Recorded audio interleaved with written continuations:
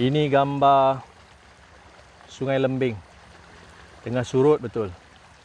Dulu masa banjir, air naik sampai ke atas tu lah. Ini gambar sungai dia.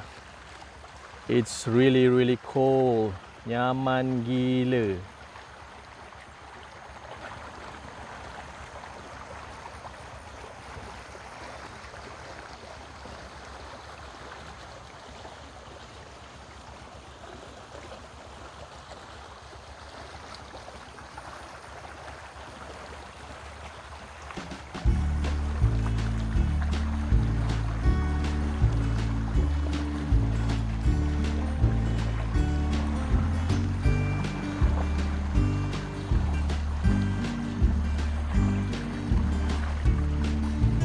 This is the hanging bridge. The local says it's more than 100 years old. I don't know whether it's true or not, but they said yes, they claim it's more than 100 years old. It's amazing.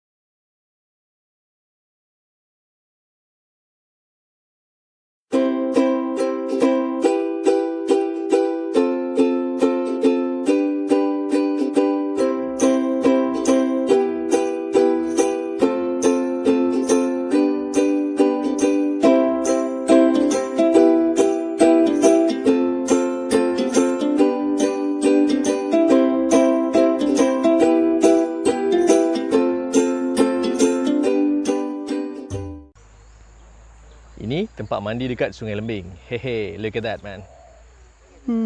Terbaik. Okay. Terbaik. Ini dekat Pasir Kubor, Sungai Lembing.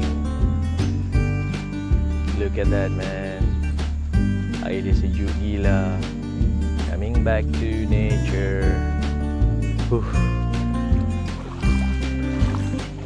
Memang sungai dia cetek, sesuai untuk mandi-mandi.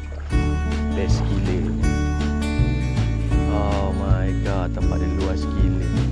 Tak tahu Sungai Lembing tempat perkelahan, tempat rekreasi macam ni sekali. Best gila. Okay, sekarang kita nak mandi.